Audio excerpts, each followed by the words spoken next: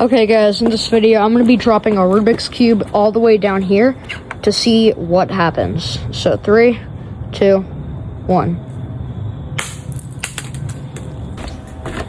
Okay, so looks like some of the pieces came off, but for the most part it's still intact. So now we're going to try with more force. Okay, so in 3, 2, 1.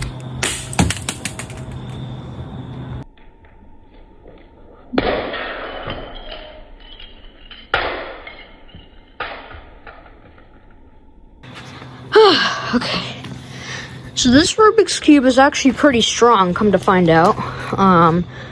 So that's great, but I am going to have to trash it, unfortunately.